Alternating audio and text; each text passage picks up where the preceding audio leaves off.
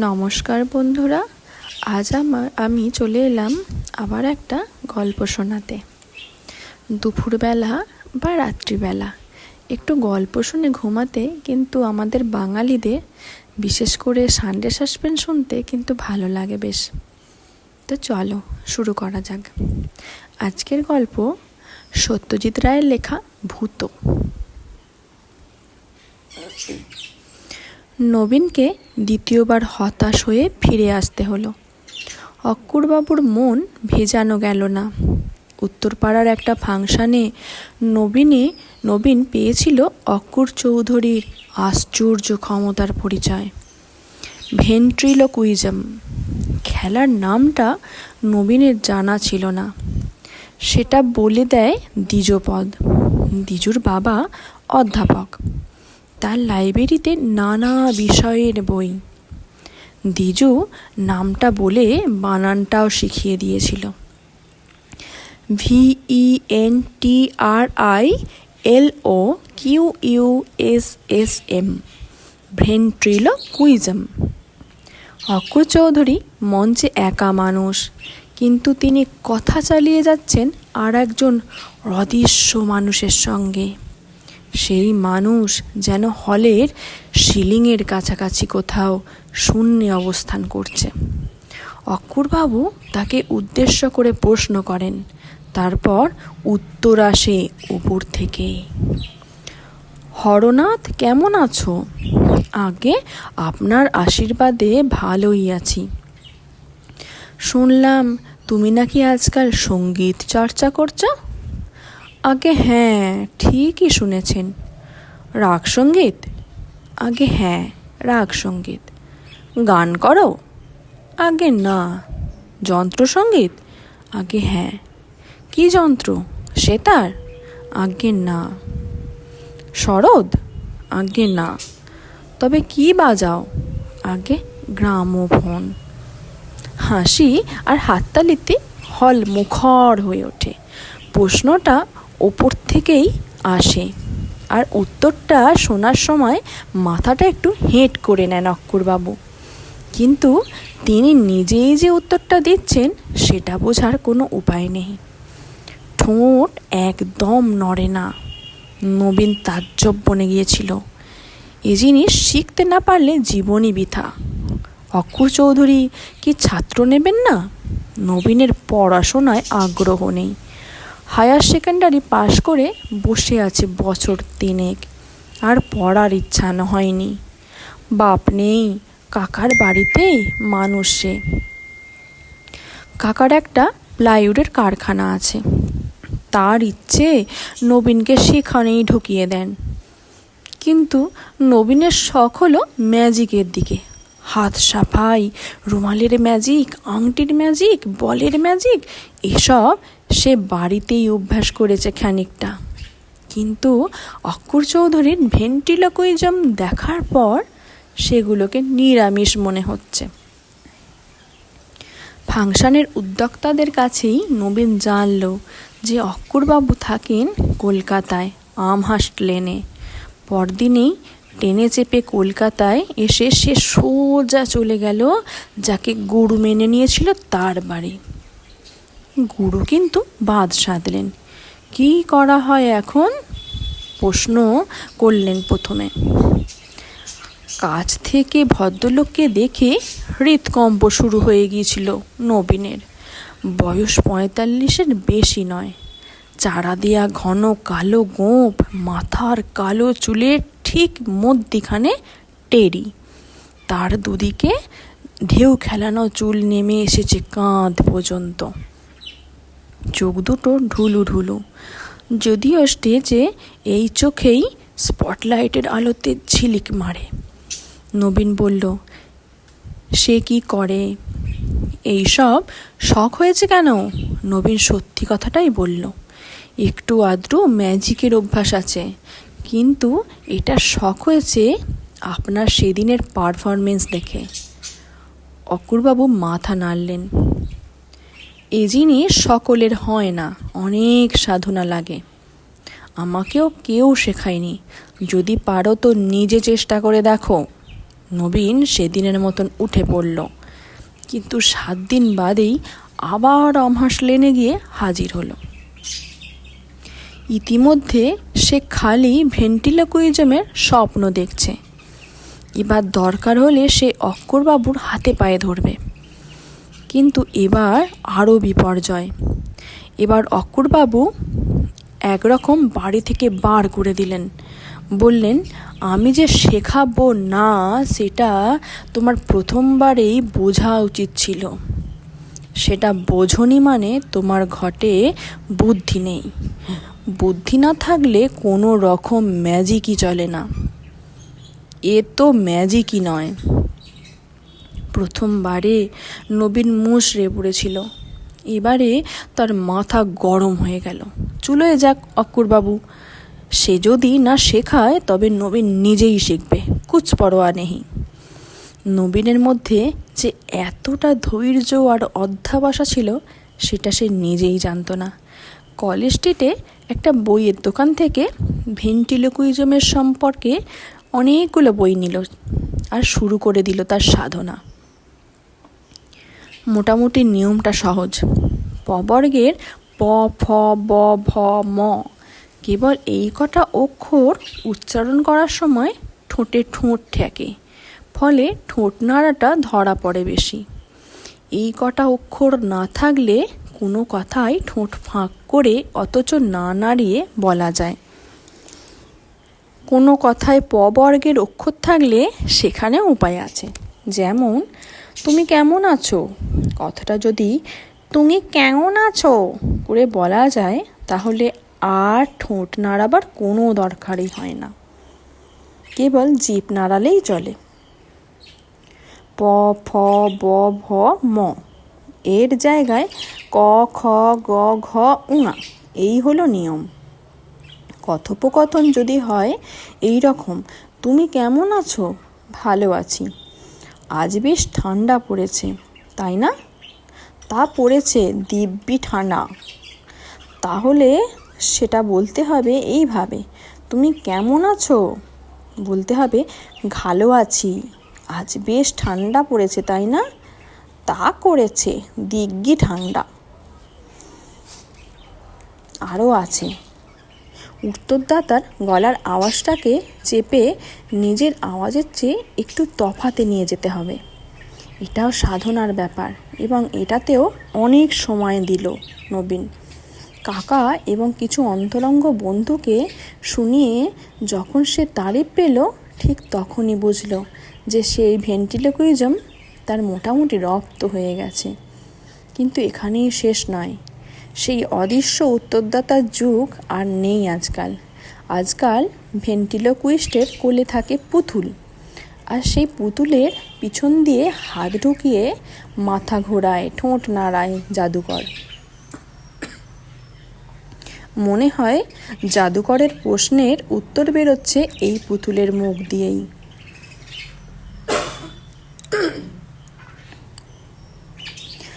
তার আশ্চর্য প্রোগ্রেসে খুশি হয়ে কাকাই এই পুতুল বানাবার খরচ দিয়ে দিলেন নবীনকে। পুতুলের চেহারা কেমন হবে এই নিয়ে দিন 15 ধরে গভীর চিন্তা করে হঠাৎ একসময় নবীনের মাথায় এলো এক আশ্চর্য প্ল্যান। পুতুল দেখতে হবে অবিকল অক্করবাবুর মতো। এটা তার অপমানের ঠিক প্রতিশোধ নেওয়ার সময় এসেছে। একটা হ্যান্ডবিলে অক্কর চৌধুরীর একটা ছবি ছিল, সেটা নবীন সযত্নে রেখে দিয়েছিল। সেটা সে আদিনাথ কারিগরকে দেখালো। এই রকম গোঁপ, এই টেরি, এই রকম ঢুলু ঢুলু চোখ, ফোলা ফোলা গাল। এই পুতুল যখন নড়বে আর ঘাড় ঘোরাবে নবীনের কোলে বসে, তখন কি রাগডাই না হবে। আশা করি তার শো দেখতে আসবেন অক্কর চৌধুরী। 7 দিনের মধ্যে পুতুল তৈরি হয়ে গেল। পোশাকটাও অক্কর চৌধুরীর মতো, কালো গলাবন্ধ কোটের তলায় কোঁচা কোমরে গোঁজা ধুতি। নেতাজি ক্লাবে শশধর বোসের সঙ্গে নবীনের আলাপ ছিল। তাদের একটা ফাংশানে শশধরকে ধরে তার ভেন্টিলোকুইজমের একটা আইটেম ঢুকিয়ে নিল নবীন। আর প্রথমে অ্যাপিয়ারেন্সেই যাকে বলে হিট। পুতুলের একটি নামও দেয়া হয়েছে অবশ্য, ভূতনাথ, সংক্ষেপে ভূত। ভূতর সঙ্গে নবীনের সংলাপ লোকের কাছে খুবই উপভোগ্য হয়েছিল। ভূত হলো ইস্ট বেঙ্গলের সাপোর্টার আর নবীন মোহনবাগানের। বাগবিতণ্ডা এতই জমছিল যে ভূত যে ক্রমাগত ইস্ট বেঙ্গল আর মোহনবাগান বলে চলেছে সেটা কেউই লক্ষ্য করেনি। এরপর থেকেই বিভিন্ন ফাংশানে, টেলিভিশনে ডাক পড়তে লাগলো নবীনের। নবীনও বুঝল যে ভবিষ্যৎ নিয়ে তার আর কোনো চিন্তা নেই, রুজি রোজগারের পথ সে পেয়ে গেছে। অবশেষে একদিন অক্কুর চৌধুরীর সঙ্গে দেখা হলো নবীনের। মাস তিনেক হলো নবীন উত্তরপাড়া ছেড়ে কলকাতায় মির্জাপুর স্ট্রিটে একটা ঘর ভাড়া নিয়ে এসেছে। বাড়িওয়ালা সুরেশ মুশুদ্দি বেশ লোক। নবীনের খাতিরের কথা জেনে তাকে সমীহ করে চলেন। সম্প্রতি মহাজাতি সদনে একটা বড় ফাংশানে নবীন এবং ভূত প্রচুর বাহবা পেয়েছে। ফাংশানের উদ্যোক্তাদের মধ্যে আজকাল নবীনকে নিয়ে কাড়াকাড়ি পড়ে গেছে। নবীনের নিজের ব্যক্তিত্বতেও সাফল্যের ছাপ পড়েছে। তার চেহারা, তার কথাবার্তা একটা নতুন জৌলস লক্ষ্য করা যায়। হয়তো মহাজাতি সদনের অনুষ্ঠানেই অক্কুরবাবু উপস্থিত ছিলেন এবং অনুষ্ঠানের উদ্যোক্তাদের কাছ থেকে নবীনের ঠিকানা জোগাড় করেছিলেন। সেদিনের আইটেমে নবীন আর ভূতর মধ্যে কথা চলছিল পাতাল রেল নিয়ে। যেমন, কলকাতায় পাতাল রেল হচ্ছে জানো ভূত? কই না তো। সে কি, তুমি কলকাতার মানুষ হয়ে পাতাল রেলের কথা জানো না? ভূত মাথা নেড়ে বলল, তবে হাসপাতাল রেলের কথা শুনেছি বটে। হাসপাতাল রেল? তাই তো শুনি, একটা বিরাট অপারেশন, সারা শহরের গায়ে ছুরি চলছে। শহরের এখন তখন অবস্থা, হাসপাতাল ছাড়া আর কি। আজ নবীন তার ঘরে বসে নতুন সংলাপ লিখছিল লোডশেডিংকে কেন্দ্র করে।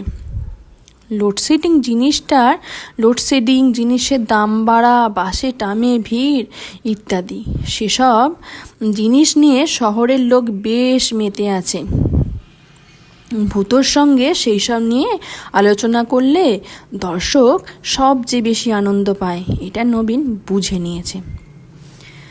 আজকের নকশাটা বেশ জমছিল।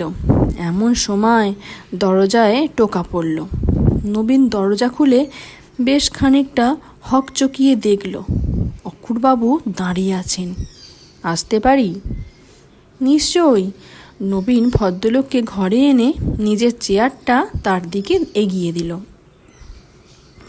অক্কুরবাবু তৎক্ষণাৎ বসলেন না, তার দৃষ্টি ভূতর দিকে।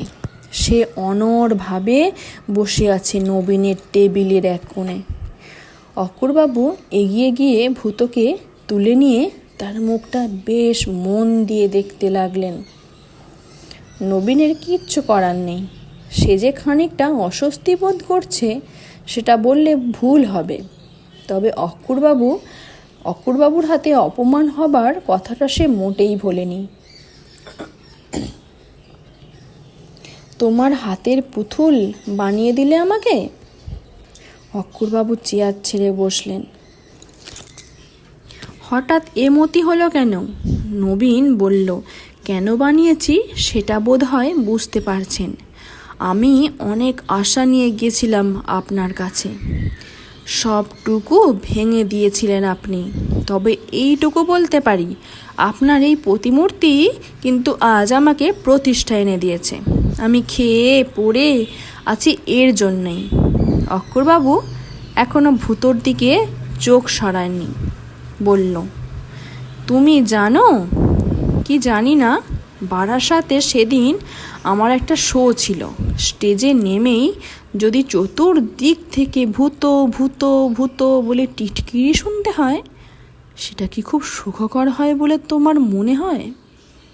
তোমার ভাত কাপড় আমি জোগাতে পারি, কিন্তু তোমার জন্য যে আমার ভাত কাপড় বন্ধ হয়ে যাচ্ছে, তার কি হবে? তুমি কি ভেবেছ আমি এটা এত সহজে মেনে নেব? সময়টা সন্ধ্যা, লোডশেডিং।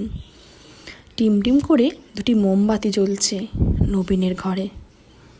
সেই আলোয় নবীন দেখল অক্কুরবাবুর চোখ দুটো স্টেজের যেমন জল জল করে স্টেজে, সেরকমভাবে জ্বলছে।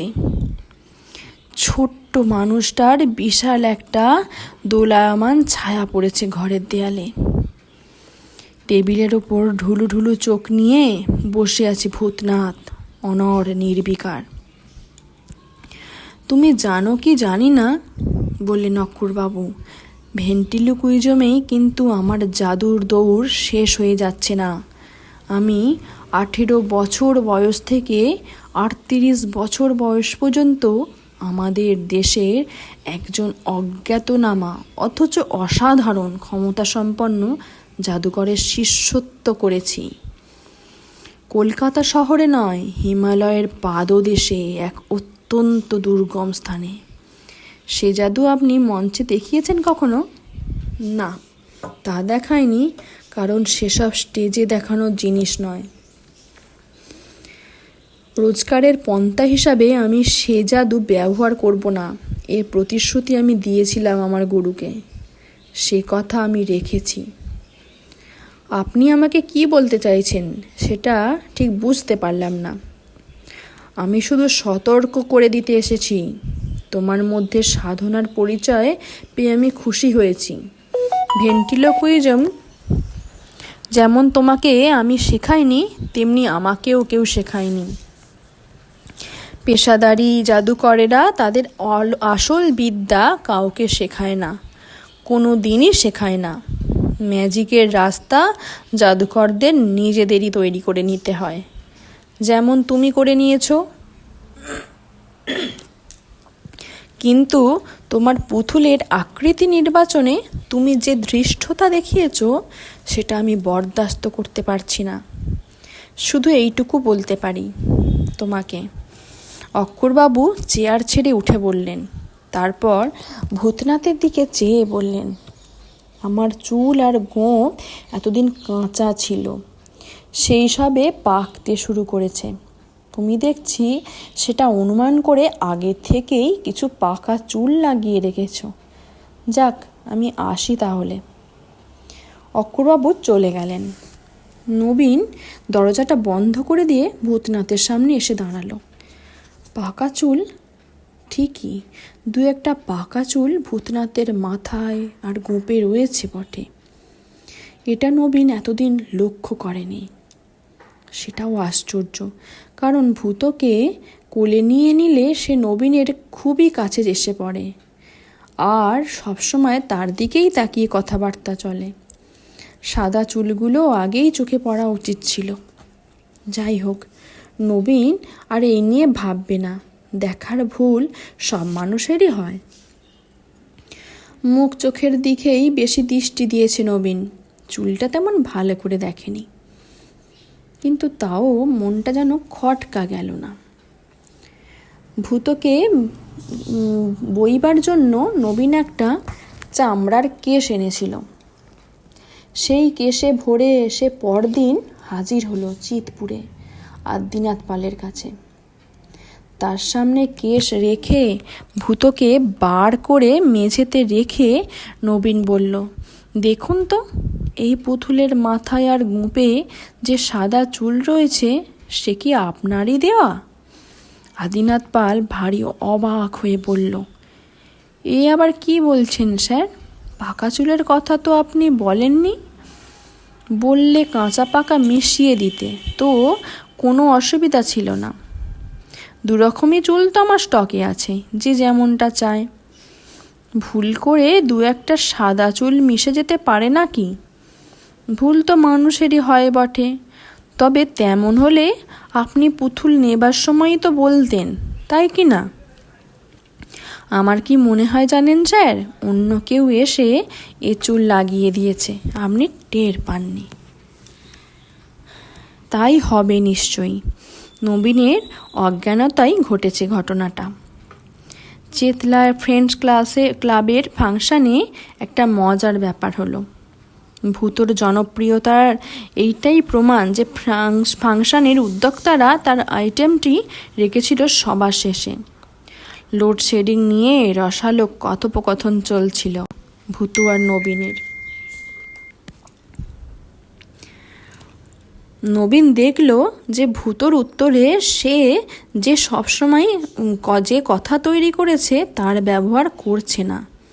কথায় কথায় অনেক সময় ইংরাজি শব্দ ঢুকে পড়ছে, যেগুলো নবীন কখনোই ব্যবহার করেনি। বড় জোর তার মানেটা নবীন জানে। নবীনের পক্ষে এ একেবারে নতুন অভিজ্ঞতা। অবশ্যই তার জন্য শোয়ের কোনো ক্ষতি হয়নি, কারণ কথাগুলো খুবই লাগানসই, আর লোকেরাও তারিফ করছিল খুব। ভাগ্যে তারা জানে না যে নবীনের বিদ্যে হায়ার সেকেন্ডারি পর্যন্ত। কিন্তু এই ইংরেজি কথার অপ্রত্যাশিত ব্যবহারটা নবীনের ভালো লাগেনি। তার সবসময় মনে হচ্ছিল অন্য একজন কেউ যেন অলক্ষ্যে তার ওপর কর্তৃত্ব করছে। শোয়ের পর বাড়ি ফিরে এসে ঘরে ঢুকে দরজা বন্ধ করে দিয়ে নবীন টেবিল ল্যাম্পটা জ্বালিয়ে ভূতকে রাখল বাতির সামনে। কপালের তিলটা কি আগে ছিল? না, এখন রয়েছে। সেদিন তার ঘরে বসে নবীন প্রথম লক্ষ্য করেছিল অক্কুরবাবুর কপালের তিলটা। খুবই ছোট্ট তিল, প্রায় চোখে পড়ার মতো নয়। ভূতর কপালেও এখন দেখা যাচ্ছে তিলটা। আর সেই সঙ্গে আরও কিছু, আরও খানদশেক পাকা চুল, আর চোখের তলায় কালি। এই কালি আগে ছিল না। নবীন চেয়ার ছেড়ে উঠে পায়চারি শুরু করে দিল। তার ভারী অস্থির লাগছে। ম্যাজিকের পূজারি সে, কিন্তু এই ম্যাজিক বড়ই অস্বস্তিকর। যে ম্যাজিকে সে বিশ্বাস করে তার সবটাই মানুষের কারসাজি। যেটা অলৌকিক সেটা নবীনের কাছে ম্যাজিক নয়, সেটা অন্য কিছু, সেটা অশুভ। ভূতর এই পরিবর্তনের মধ্যে যেন অশুভ ইঙ্গিত রয়েছে। অথচ এক দৃষ্টে চেয়ে থেকেও ভূতকে পুতুল ছাড়া কিছুই মনে হয় না। চোখে সেই ঢুলু ঢুলু চাহনি, ঠোঁটের কোণে অল্প হাসি, আর খেলার সময় তার নিজের হাতের কারসাজি ছাড়া এ পুতুল যেন অসার নির্জীব। অথচ তার চেহারায় অল্প অল্প পরিবর্তন ঘটছে, আর নবীন কেন জানি বিশ্বাস করে পরিবর্তনগুলো অক্কুর চৌধুরীর মধ্যেও ঘটছে। তারও চুলে পাক ধরেছে, তারও চোখের তলায় কালি পড়েছে। ভূতর সঙ্গে মাঝে মধ্যে কথা বলে যে টেকনিকটা ঝালিয়ে নেওয়ার অভ্যাস নবীনের প্রথম থেকেই, যেমন আজ দিনটা বেজায় গুমোট করছে না রে ভূত? গেজায় গুমোট। তবে তোর অসুবিধা হচ্ছে, ঘাম হয় না? কুতুলের আবার ঘাম, হা হা হা হা। আজও প্রায় আপনা থেকেই নবীনের মুখ থেকে কথাটা বেরিয়ে পড়ল। এসব কি ঘটছে বলতো ভূত? উত্তরটা নবীনকে চমকে দিল। কর্মফল, কর্মফল, কর্মফল। নবীনের ঠোঁট দিয়ে উচ্চারণটা বার হয়েছে যেমন হয় স্টেজে, কিন্তু উত্তরটা তার জানা ছিল না। এটা তাকে দিয়ে বলানো হয়েছে। কে বলিয়েছে সে সম্বন্ধে নবীনের একটা ধারণা হয়ে গেছে। সে রাতে চাকর শিবুর অনেক অনুরোধ সত্ত্বেও নবীন কিচ্ছু খেল না। এমনিতে রাত্রে ওর ঘুম ভালোই হয়, কিন্তু সাবধানের মার নেই, তাই আজ একটা ঘুমের বড়ি খেয়ে নিল। 11টা নাগাদ বুঝতে পারল বড়িতে কাজ হয়েছে। হাত থেকে পত্রিকাটা নামিয়ে রেখে হাত বাড়িয়ে টেবিল ল্যাম্পটা নিভিয়ে দিতেই চোখের পাতা বুজে এলো। ঘুমটা ভেঙে গেল মাঝরাত্তিরে। ঘরে কে কাশল? সে কি নিজে? কিন্তু তার তো কাশি হয়নি, অথচ কিছুক্ষণ থেকেই যেন খোক খোক শব্দ শুনতে পাচ্ছে সে। ল্যাম্পটা জ্বালালো নবীন। ভূতনাথ বসে আছে সেই জায়গাতেই অনড় হয়ে, তবে তার দেহটা যেন একটু সামনের দিকে ঝোঁকা, আর ডান হাতটা ভাঁজ করে বুকের কাছে চলে এসেছে। নবীন ঘড়িতে দেখল 3:30। পাহারাওয়ালা বাইরে ঠক ঠক করে আওয়াজ করছে, দূরে কুকুর ডাকছে। একটা পেঁচা কর্কশ আওয়াজে ডাকতে ডাকতে উড়ে গেল তার বাড়ির ওপর দিয়ে। পাশের বাড়িতে কারোর কাশি হয়েছে নিশ্চয়ই, আর জানলা দিয়ে হাওয়া এসে ভূতোর শরীরটাকে সামনে ঝুঁকিয়ে দিয়েছে। বিংশ শতাব্দীতে কলকাতা শহরে এই মির্জা স্ট্রিটে এহেন অহেতুক ভয় অত্যন্ত বিষাদিস। নবীন ল্যাম্পটা নিভিয়ে দিল, আবার অল্পক্ষণের মধ্যেই ঘুমিয়ে পড়ল। পরদিন ফিনলে রিয়েকশন ক্লাবের বাৎসরিক ফাংশানে নবীন প্রথম ব্যর্থতার আস্বাদ পেল। প্রকাণ্ড হলে প্রকাণ্ড অনুষ্ঠান, যথারীতি তার আইটেম হলো শেষ আইটেম। আধুনিক গান, আবৃত্তি, রবীন্দ্রসঙ্গীত, কত্থক নাচ ও তারপর নবীনের মুন্সির ভেন্ট্রিলিকুইজম। সকালে বাড়ি থেকে বেরোবার আগে নিজের গলার যত্ন নেবার জন্য যা করেছিল সবই করেছে নবীন। গলাটাকে পরিষ্কার রাখা খুবই দরকার, কারণ সূক্ষ্মতম কন্ট্রোল না থাকলে ভেন্ট্রিলোকুইজম হয় না। স্টেজে ঢোকার আগে পর্যন্ত সে দেখেছে তার গলা ঠিক আছে। এমনকি ভূতকে প্রথম প্রশ্ন করার সময় সে দেখেছে গলা পরিষ্কার। কিন্তু সর্বনাশ হলো ভূতর উত্তরে। এ উত্তর দর্শকের কানে পৌঁছবে না, কারণ সর্দি কাশিতে বসে গেছে সে গলা। আর এটা শুধু ভূতর গলা, নিজের গলা সাপ এবং স্পষ্ট, নবীনের নয়। লাউডার প্লিজ বলে আওয়াজ দিল পিছনের দর্শক। সামনের দর্শক অপেক্ষাকৃত ভদ্র, তাই তারা আওয়াজ দিলেন না। কিন্তু নবীন জানে যে তারা ভূতর একটা কথাও বুঝতে পারছে না। আরও 5 মিনিট চেষ্টা করে নবীনকে মাপ চেয়ে স্টেজ থেকে বিদায় নিতে হলো। এমন লজ্জাকর অভিজ্ঞতা তার জীবনে এই প্রথম। সেদিনের পারিশ্রমিকটা নবীন নিজেই প্রত্যাহার করল। এই অবস্থায় টাকা নেওয়া যায় না। এই বিভীষিকাময় পরিস্থিতি নিশ্চয়ই চিরকাল চলতে পারে না। অল্প দিনের মধ্যেই আবার স্বাভাবিক অবস্থায় ফিরবে নবীন, এই বিশ্বাস আছে। ভাদ্র মাস, প্রচণ্ড গরম, তার উপর এই অভিজ্ঞতা। নবীন যখন বাড়ি ফিরল তখন রাত 11:30। সে রীতিমতো অসুস্থ বোধ করছে। এই প্রথম ভূতর ওপর একটু রাগ হলো তার, যদিও সে জানে ভূত তারই হাতের পুতুল। ভূতর দোষ মানে তারই দোষ। টেবিলের ওপর ভূতকে রেখে নবীন দক্ষিণের জানলাটা খুলে দিল। হাওয়া বিশেষ নেই, তবে যেটুকু আছে সেটা আজকে কিন্তু একবারও পাখা চলবে না, কারণ আজ শনিবার। আজ পাখা চলবে রাত 12টার পর। নবীন মোমবাতিটা জেলে টেবিলেই রাখতে একটা জিনিস দেখে তার হাত পা ঠান্ডা হয়ে গেল। ভূতর কপালে বিন্দু বিন্দু ঘাম। শুধু তাই না, ভূতর গালে চকচকে যে ভাবটা সেটা আর নেই। ভূত শুকিয়ে গেছে, আর ভূতর চোখ লাল। এই অবস্থাতেও নবীন তার পুতুলের দিকে আরও 2 পা এগিয়ে না গিয়ে পারল না।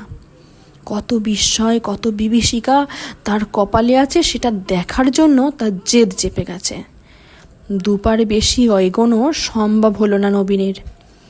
একটা জিনিস চোখে পড়তেই তার চলা আপনিই বন্ধ হয়ে গেল। ভূতোর গলা বন্ধ কোটের বুকের কাছটায় একটা মৃদু উত্থান পতন। ভূত শ্বাস নিচ্ছে। শ্বাসের শব্দে শোনা যাচ্ছে কি? হ্যাঁ, যাচ্ছে বই কি। ট্রাফিকবিহীন নিস্তব্ধ রাত্রে নবীনের ঘরে এই শুধু দুটি মানুষের শ্বাসের শব্দ। হয়তো নবীনের গলা দিয়ে একটা অস্ফুট শব্দ বেরিয়ে এলো, ভূত। আর সেই সঙ্গে এক অশরীরী চিৎকার নবীনকে ছিটকিয়ে পিছনে ফেলে দিল তক্তপোষের ওপর। ভূত নয়, আমি অক্রূর চৌধুরী।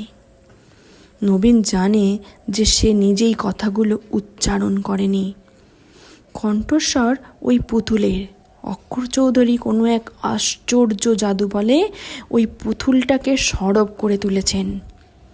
নবীন চেয়েছিল অক্রূর চৌধুরীকে তার হাতের পুতুল বানাতে। এই জিনিস নবীন চায়নি। এই জ্যান্ত পুতুলের সঙ্গে এক ঘরে থাকা নবীনের পক্ষে অসম্ভব। সে এখনই কি যেন একটা হলো। একটা শ্বাসের শব্দ কমে গেল কি? হ্যাঁ, ঠিক তাই। ভূত আর শ্বাস নিচ্ছে না। তার কপালে আর ঘাম নেই, তার চোখের লাল ভাবটাও নেই, চোখের তলায় আর কালি নেই। নবীন খাট থেকে উঠে গিয়ে ভূতকে হাতে নিল। একটা তফাৎ হয়ে গেছে কেমন জানি এই অল্প সময়ের মধ্যেই। ভূতর মাথা আর ঘোরানো যাচ্ছে না, ঠোঁট আর নাড়ানো যাচ্ছে না। যন্ত্রপাতিতে জাম ধরে গেছে। আর একটু চাপ দিলে ঘুরবে কি মাথাটা? চাপ বাড়াতে গিয়ে ভূতর মাথাটা আলগা হয়ে টেবিলে খুলে পড়ল। পরদিন সকালে সিঁড়িতে নবীনের দেখা হলো বাড়িওয়ালা সুরেশ মুসুদ্দির সঙ্গে। ভদ্রলোক অভিযোগের সুরে বললেন, কই মশাই, আপনি তো আপনার পুতুলের খেলা দেখালেন না আমাকে একবারও। সেই যে কি ভেন্টিকোলাজিয়াম নাকি কি? পুতুল নয়, বলল নবীন, এবার অন্য ম্যাজিক ধরব। আপনার যখন শখ আছে তখন নিশ্চয়ই দেখাবো, কিন্তু হঠাৎ এ প্রসঙ্গ কেন? আপনার এক জাত ভাই যে মারা গেছে দেখলুম কাগজে, অক্রূর চৌধুরী। তাই বুঝি? নবীন এখনো কাগজ দেখেনি। কিসে গেলেন? হৃদরোগে, বললেন সুরেশবাবু। আজকাল তো শতকরা 70 জনই এই রোগেই যায়। নবীন জানে যে খোঁজ নিয়ে দেখা গেলে দেখা যাবে মৃত্যুর টাইম হলো গতকাল রাত 12:10। নমস্কার। আমার গল্পটা কেমন লাগলো তোমরা কিন্তু জানাবে কমেন্ট করে। অনেক ভুলভ্রান্তি হয়েছে, ক্ষমা করে দিও। আর যদি ভালো লাগে একটা লাইক, কমেন্ট আর সাবস্ক্রাইব করে দিও। Thank you.